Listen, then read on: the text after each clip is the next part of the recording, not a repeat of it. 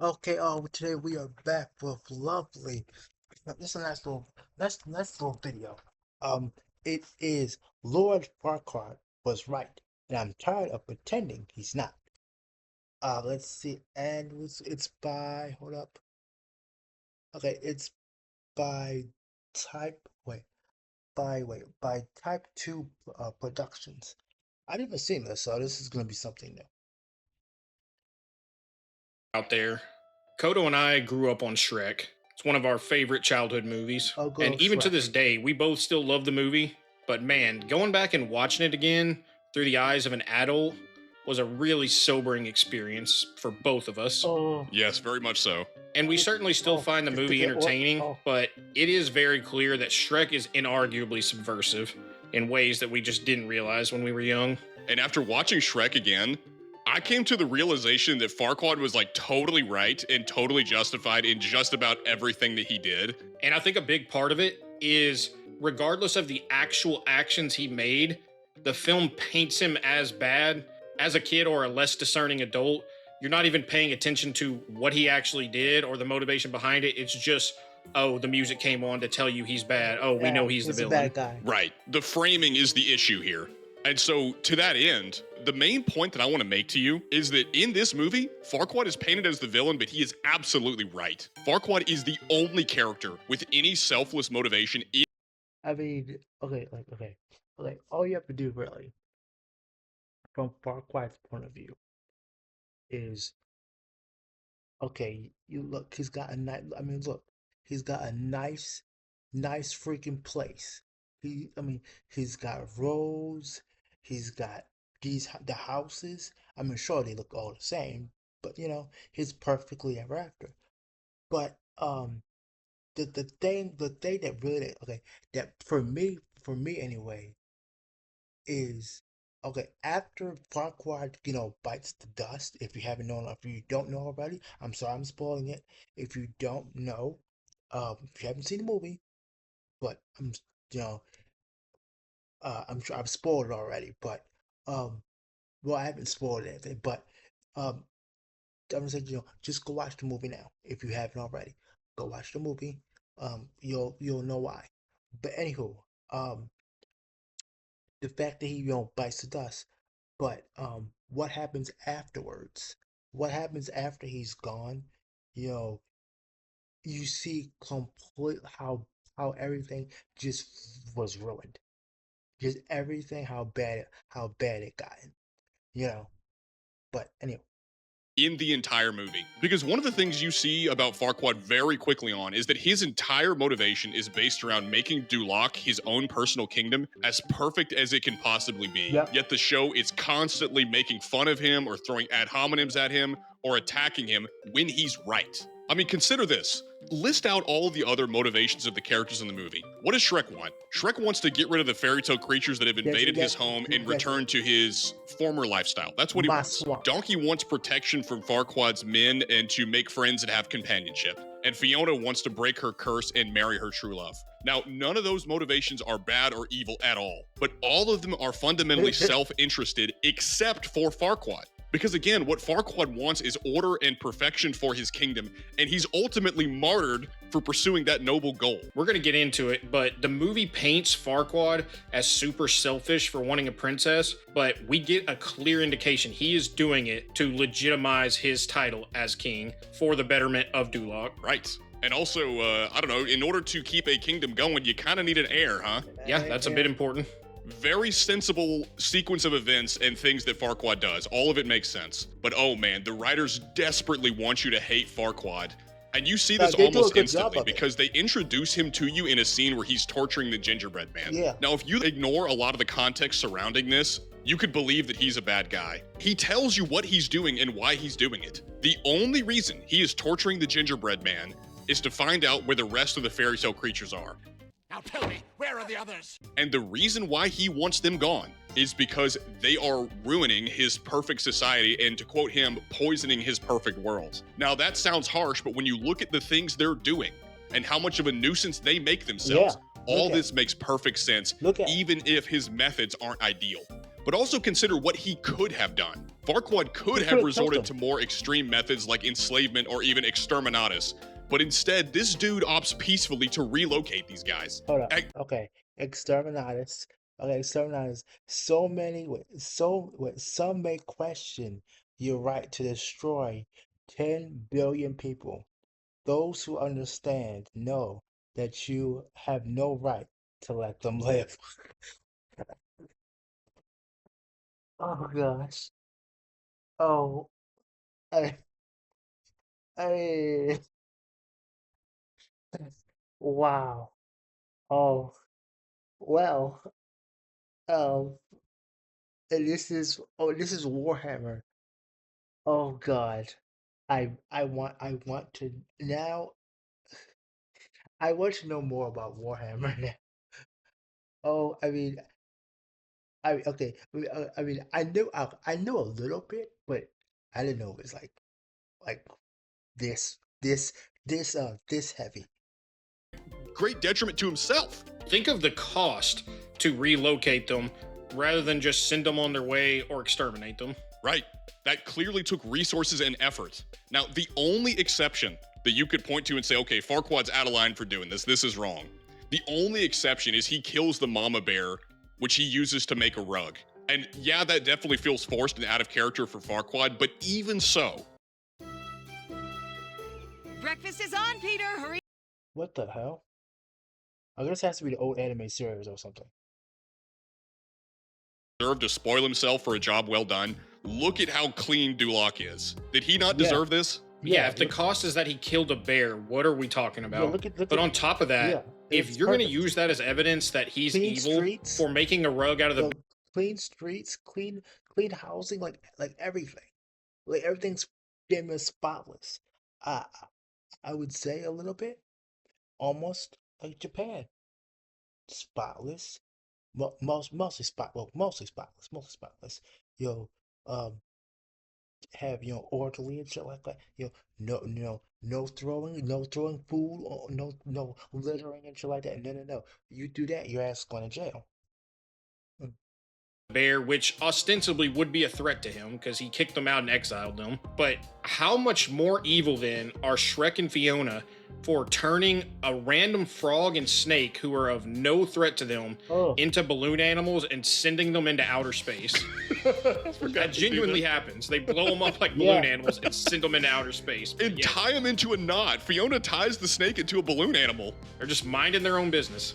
At least Farquaad had the decency to kill the bear. Fiona's out here torturing snakes and frogs. The fairy tale creatures are persecuted all throughout the movie, yet they're clearly a nuisance and don't belong in Duloc. We're shown that Farquaad hates them and wants them out, but we see clearly that it's not because of some immutable characteristic that the characters have, it's because They're they've annoying. poisoned his perfect kingdom.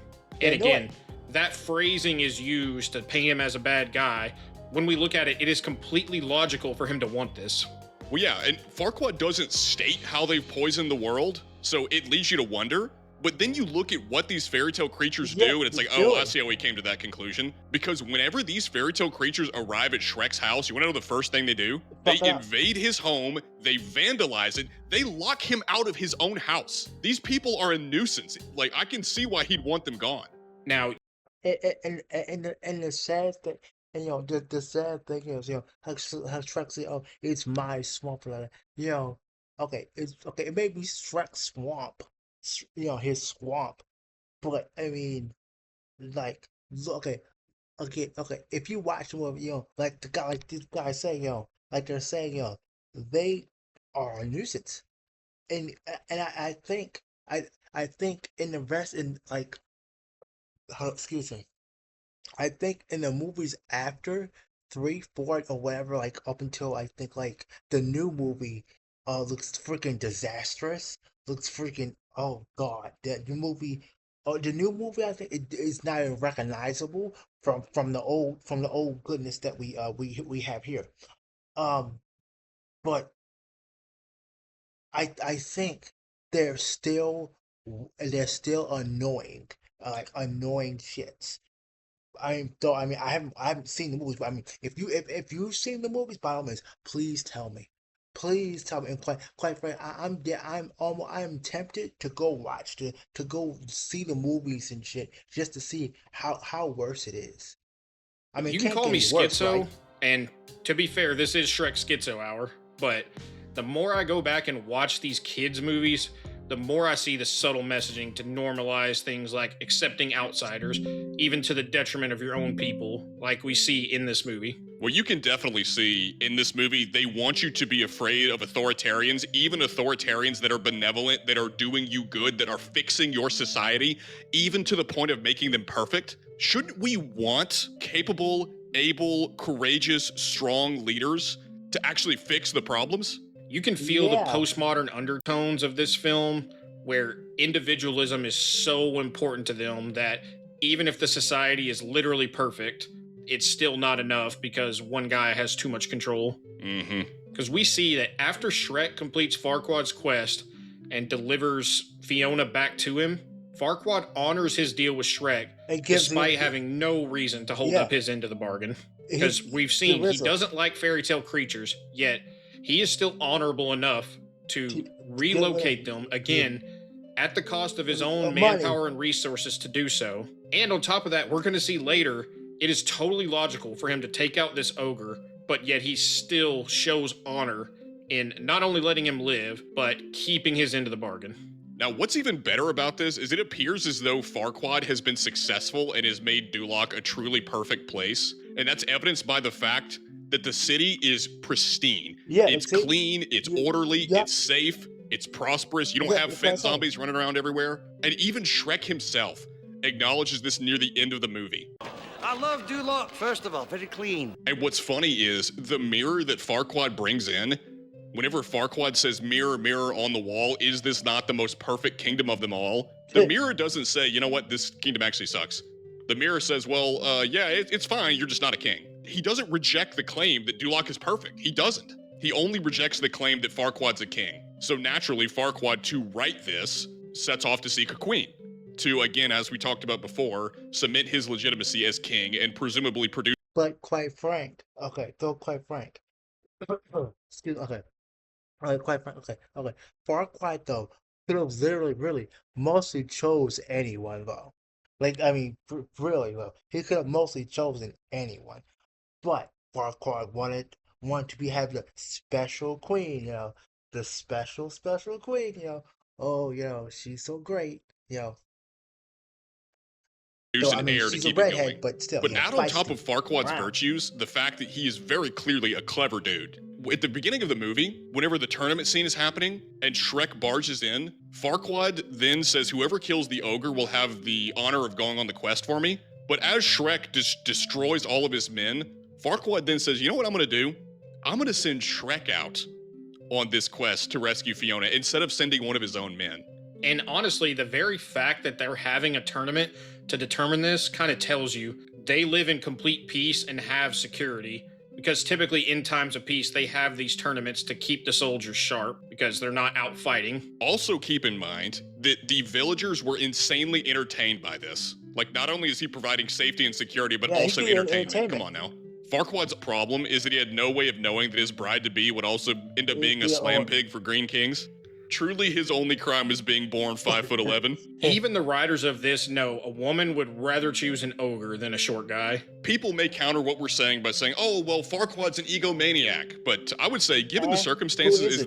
that not warranted? Like, if Trump deported all the illegals, cleaned up all the major cities, and got rid of the fent zombies, I would happily worship him as the god emperor of mankind. I wish Trump were like Farquaad. Well, Farquaad's not on the Epstein list, so you can start there. Oh, It's also just insulting that a man who did so much good for the town of Duloc died so unceremoniously. Yeah. Like after Donkey rides in and has Dragon eat Eat him? Farquaad, the villagers even clap at Donkey's joke about Farquaad's death. This is so jarring when you consider that, based He on the little did we a see of lot. Duloc, it genuinely seems like poverty and crime. Yeah, poverty, crime, everything, But I mean, I'm sure they're getting probably paid a good, maybe a good bit, right? Or at least by the state any damn way. Doesn't exist here. The one wide shot we see of the city outside of the church paints this city as pristine. It looks like an amazing place to live. By the way, also keep in Right, mind here we that go. in the Shrek Halloween special, we see Duloc again after Farquaad is dead, and it's genuinely become a haunted ghost town. This man was single-handedly holding up this city, and Shrek ruined it by calling the dragon in here to eat him. Also, just okay. If you have not seen the Halloween, see the Halloween um uh what you call it, the Halloween Duloc song. Oh, I swear. Okay, that song will haunt you. It will haunt you a little bit. If you're young, it will you. Because when I was, I think when I was young or whatever, I saw the show. I was like, oh, ooh. It actually gave me a little bit of nightmares. Eh. Now, since the film obviously paints Farquaad as the villain and Shrek as the hero, let's contrast the actions of Okay, wait. Okay, Virgin Frack. Uh, wait. Orcs have layers. Refuses to elaborate. Ruins everything. Gets rewarded. Destroys civilization. Lives in a filthy swamp. Two dads. Father, fat wife. God damn, yo. Copes and sheds about being about about rightfully profiled. Peas sitting down eats people. Chad Farquaad becomes king without a wife. Hates minorities. No factions.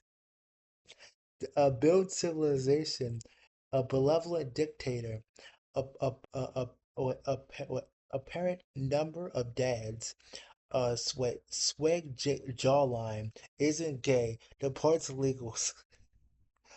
Focuses on legacy rather than personal gratification.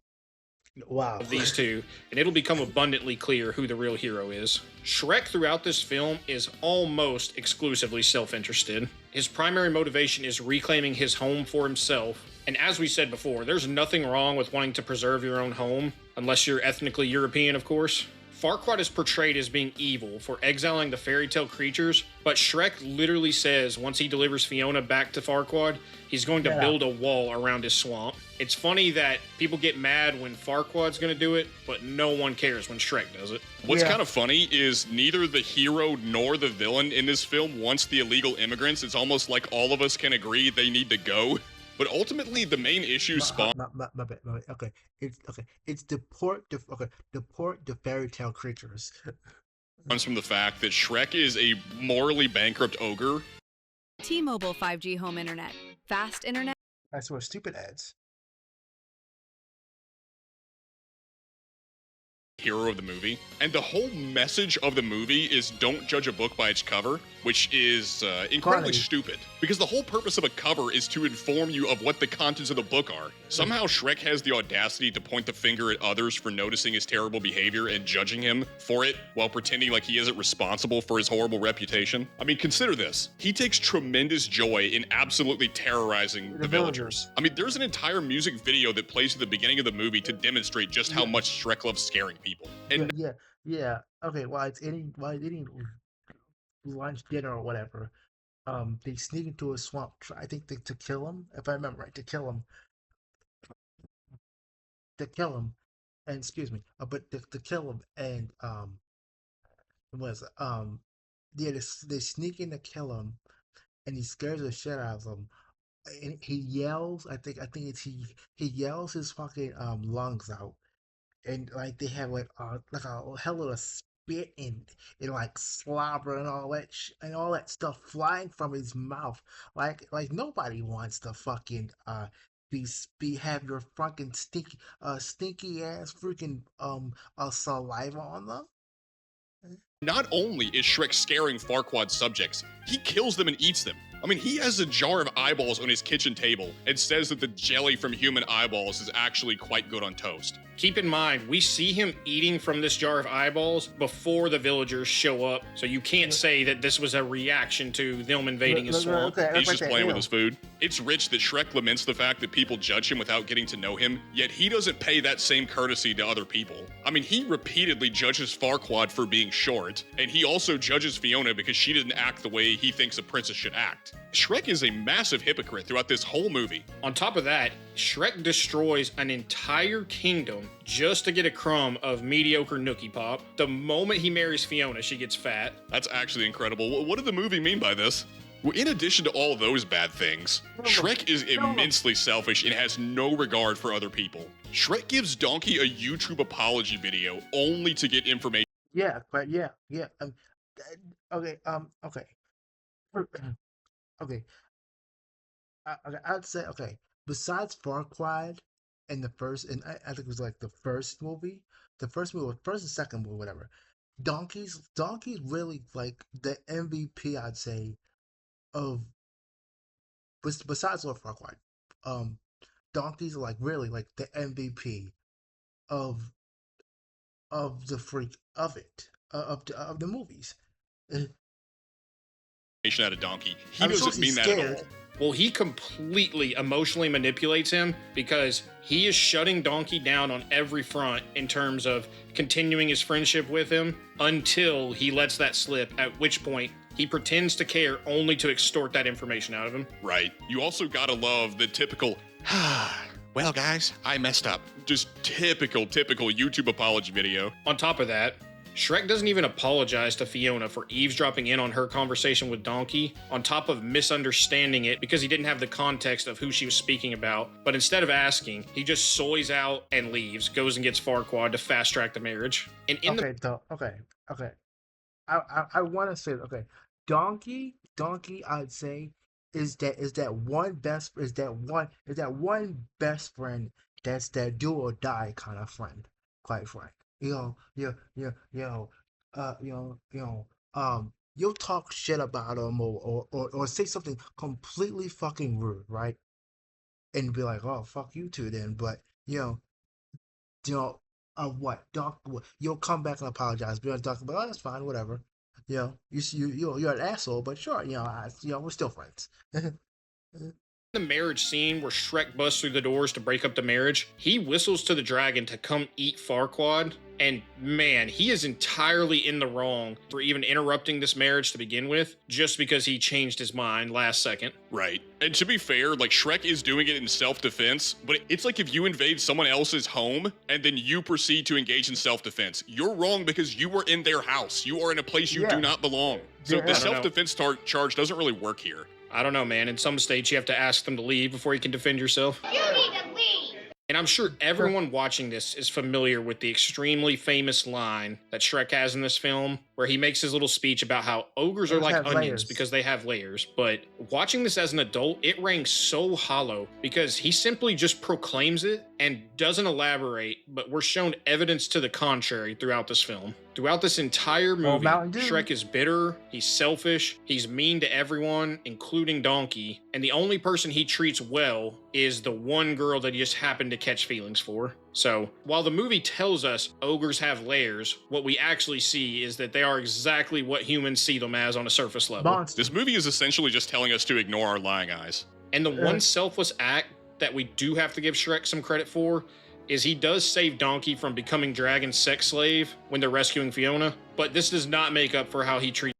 I have to say, I know I'm gonna get. I know I'm gonna get wrong. I know I'm gonna. Just saying, if I was Donkey, which what Donkey did eventually do, but would would, but regardless. Treats him the other 95% of the movie. By the way, what a wild thing to include in a children's movie. That scene was crazy subversive. Like, what are we doing putting this in a kid's movie? Are you referring to where Donkey makes a comment that makes it sound like the dragon's giving him a little sloppy toppy? Yes. Well, he says, hey, what you gonna do with that? It's like, what are we doing, man? This is bad. But genuinely, like going back to the Shrek conversation, genuinely, what conclusion are people supposed to draw when this is the sort of stuff Shrek does on a regular basis? People are totally justified for judging Shrek, and it gets even worse in the following movies. So if you guys want, and there's an appetite for it, I mean, maybe we'll look into doing a video on those at some point. We've become hyper aware of propaganda in modern. Yeah, I mean, again, this is a kids movie. What? Yeah, kids movie. remember everyone, this is a kids movie. This is a kids movie. That's just what I find hilarious. It's funny. It's a kids movie. It's a kids movie. Okay, okay. It makes you, quite frank, almost want to go back and watch a lot of old movies that are kid that my bad qualified my bad listed as kids movies, and you just see like, wait a minute, what the hell is this shit doing in here? And you just like, wow, your mind, bam. But anyhow, you know, I'll see you all tomorrow, a few hours actually. We're gonna be doing some Hello Lady. So look forward to that. But I'll see you all next time.